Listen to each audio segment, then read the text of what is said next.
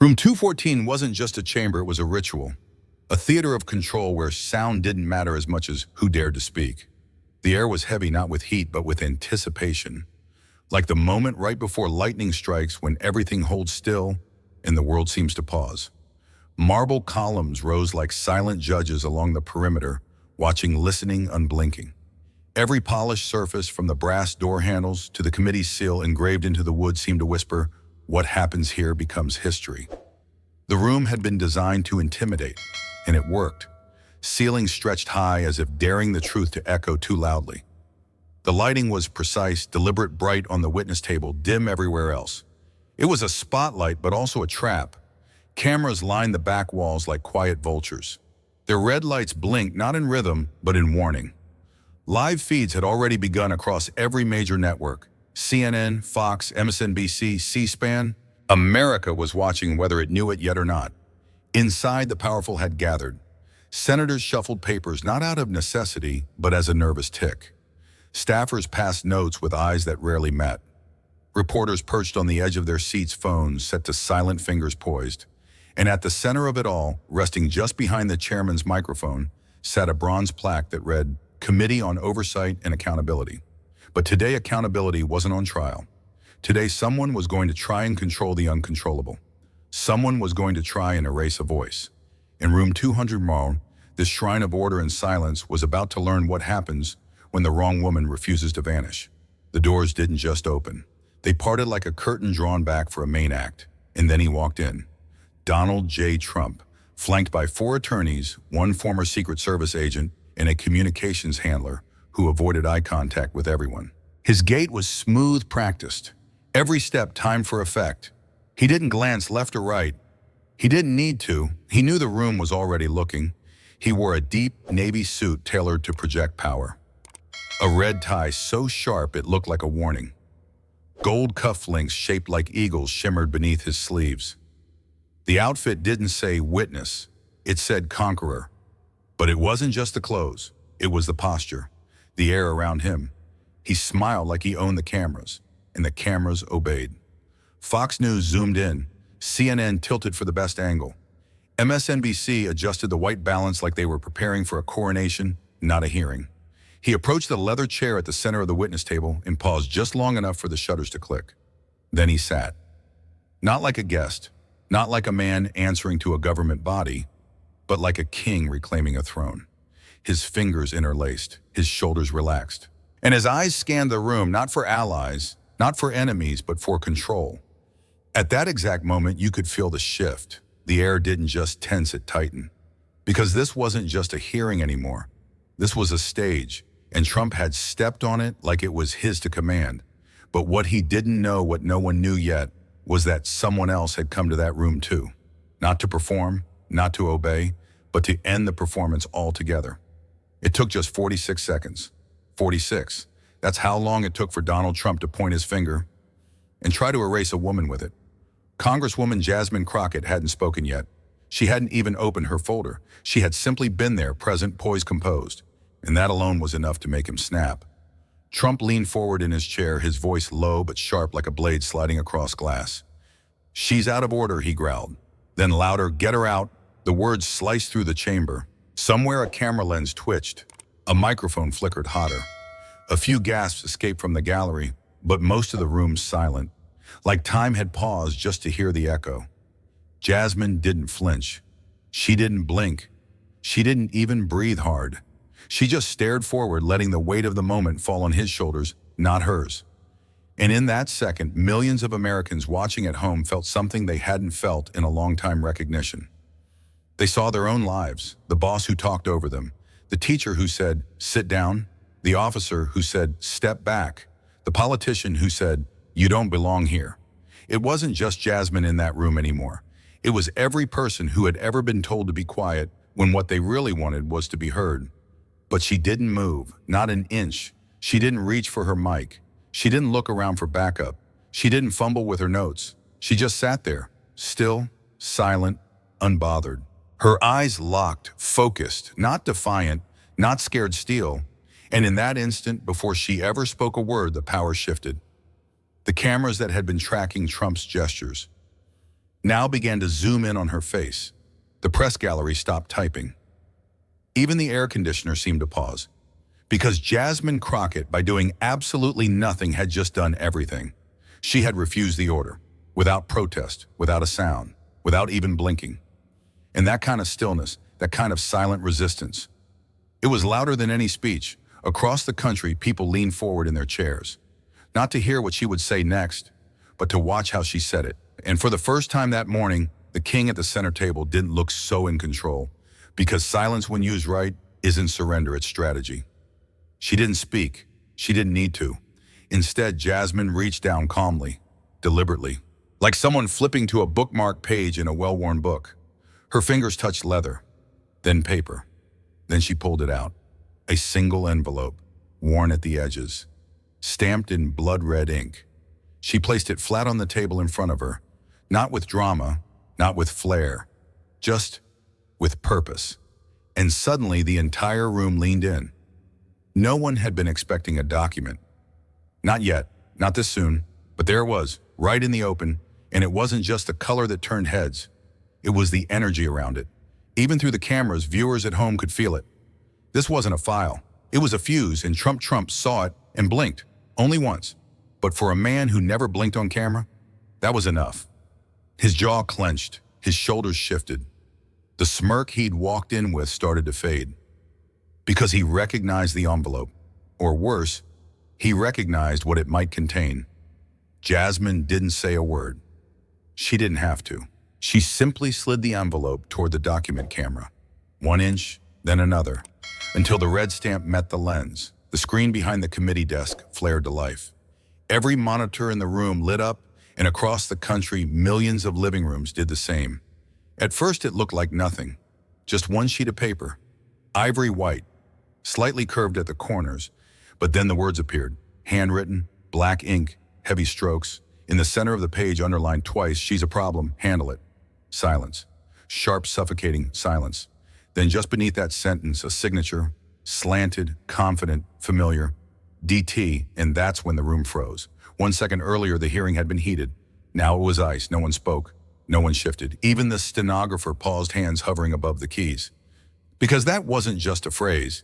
It was a threat, captured in ink, and delivered live on national television. And every person in that room, regardless of party power or position, suddenly had to ask themselves the same chilling question. Was that really his handwriting? He snapped. The moment the signature hit the screen, Trump leaned forward. Jaw clenched, tight, voice cutting like broken glass. "This is fake, it's fabricated, completely made up." His words bounced off the marble walls, loud but unconvincing. His face flushed a deeper shade of red. The smirk gone, now replaced with something else, something raw. Panic. He pointed at Jasmine, his fingers shaking now, not with authority, but with rage. "She's lying. This is another witch hunt. This is illegal." But no one moved. Not the staffers, not the reporters, not even the Capitol officers. Because they could all feel it. Something had shifted. The man who used to control the headlines with a single tweet now looked like a man trying to put the genie back in the bottle. And failing, Jasmine didn't rise. She didn't clap back. She simply let the silence do the work. Because the more he shouted, the smaller he became. And the quieter she stayed, the louder her presence rang. Trump didn't realize it yet. But he had just stepped into her arena. And this time, he wasn't the one holding the script. She stood slowly. Not out of hesitation, but because 71 years of truth doesn't rise in a hurry. Her name, Eleanor Finch, former White House correspondence officer. She had served under 4 presidents, 2 Republican, 2 Democrat. Her job to verify words before the world saw them, condolence letters, declarations of war, peace treaties, pardon memos. If it came from the desk of a president, it crossed hers, and now she was standing in room 214. All eyes turned. The room didn't gasp, it held its breath.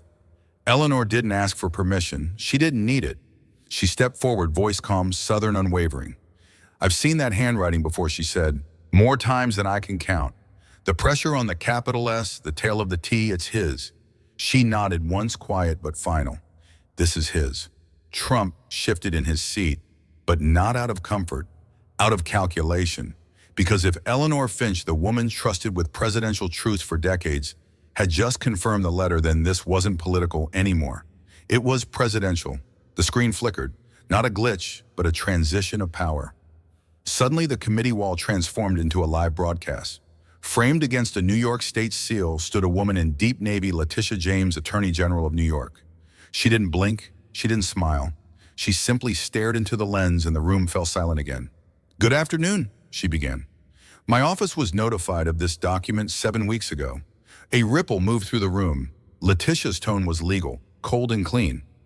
"We ran a forensic analysis. 3 separate handwriting experts confirmed its origin. Chain of custody is intact. The seal matches the internal classification system." Then she paused just enough to let everyone feel what she was about to say.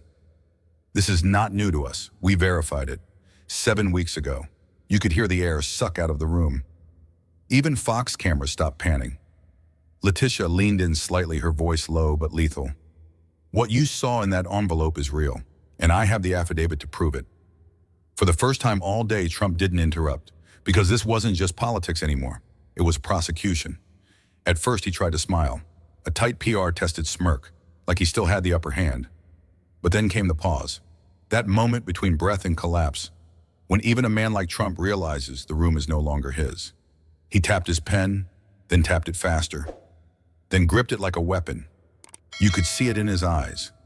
The calculations, the exits, the desperate scramble to rewrite a scene he no longer controlled. "It's political theater," he barked. "You're all in on it." But no one flinched, because this wasn't theater. This was exposure. Every camera zoomed tighter.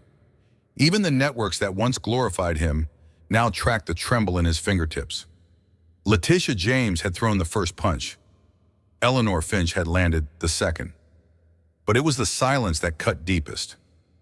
And Trump, he wasn't roaring anymore. He was leaking, confidence gone, posture collapsed, nonsense, legacy cracking. The man who once claimed, "Only I can fix it now," looked like he couldn't fix himself. The empire wasn't falling, not yet. But in that moment, the first crack echoed like thunder. Jasmine didn't raise her voice. She raised a remote. One click and the walls turned into evidence.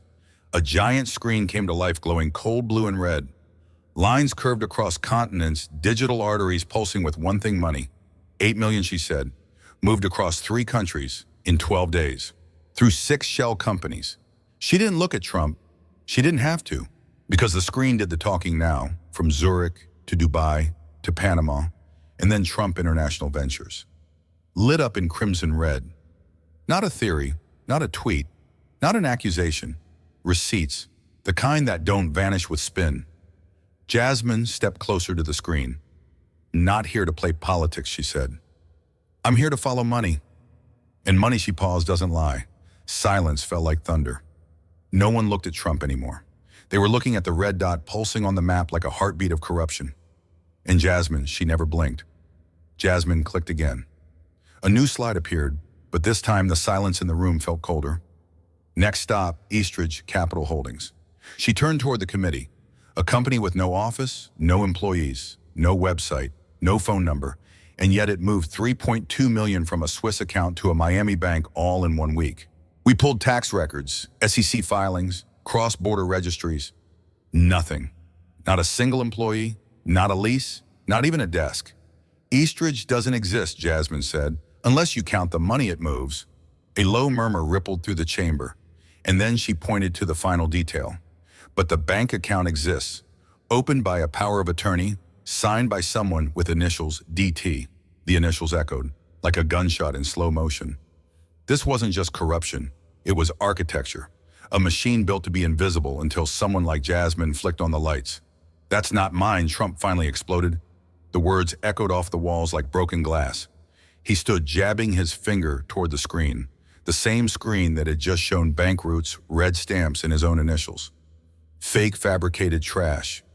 This is a damn setup, but the room didn't move. The crowd didn't gasp, because no one was shocked anymore. Jasmine didn't even flinch. She calmly turned to him, the fire in her voice colder than ice. "You can deny the headline," she said, "but you can't erase the math." She pointed to the numbers glowing behind her: $3.2 million, $8 million, 14 dates, 3 nations, 1 signature.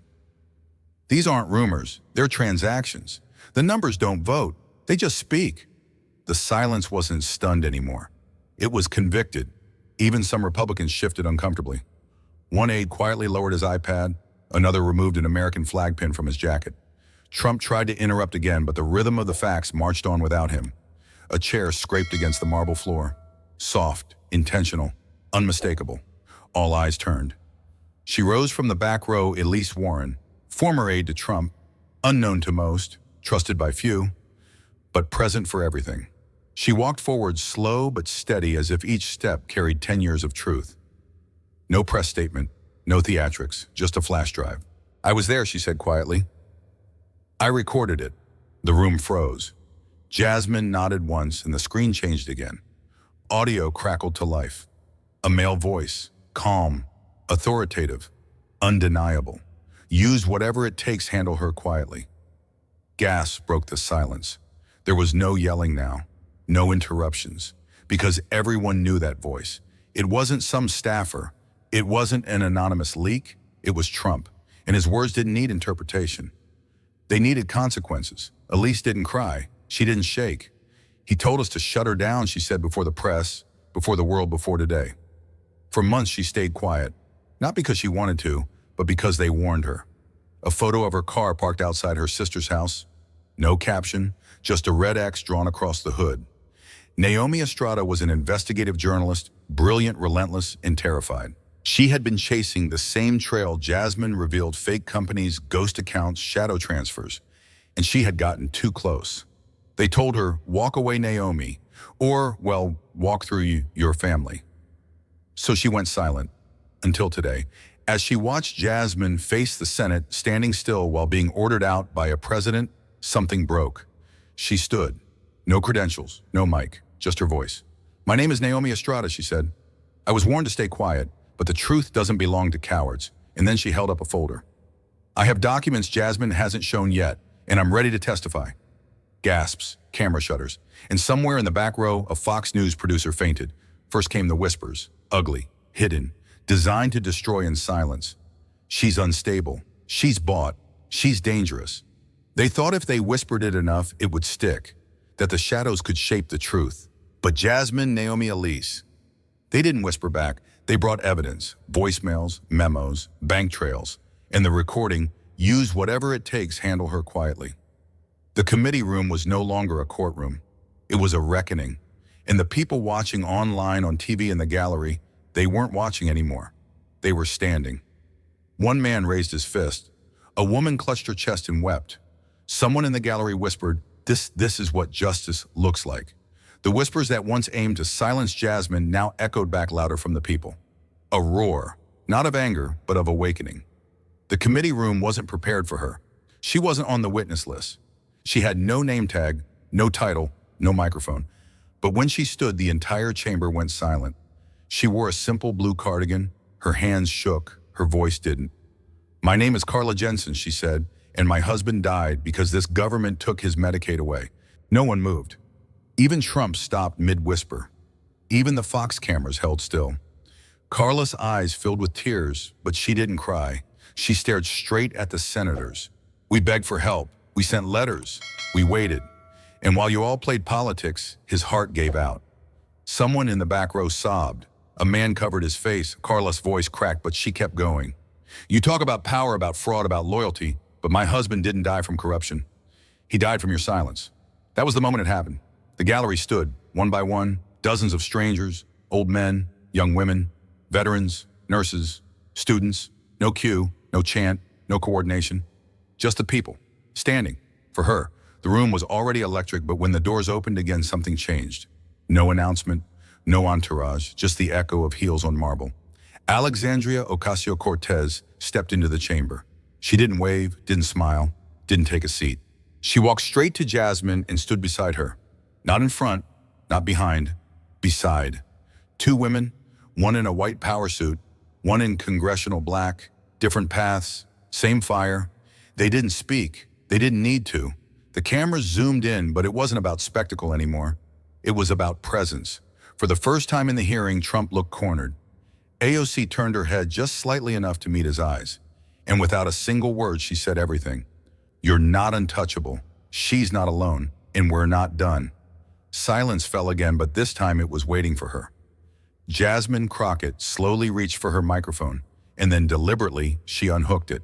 The movement was quiet, but it thundered louder than any gavel. She stood not as a witness, not as a congresswoman, but as the storm they tried to silence. She looked directly at Trump. "You called me a problem." She turned to the committee.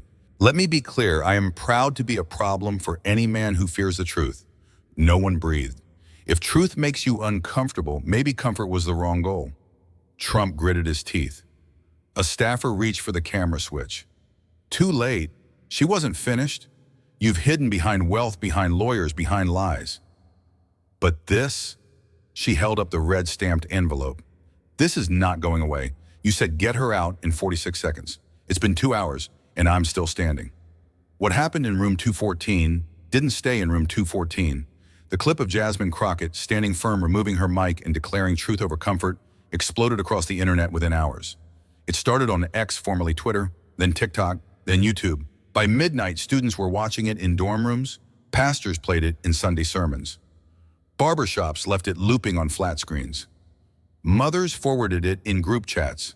Retirees replayed it with tears in their eyes. The caption that stuck was simple. "She didn't blink. He did." News anchors tried to stay neutral, but you could hear the crack in their voices. Because this wasn't just politics anymore. It was personal. People didn't just share it. They stood up because of it.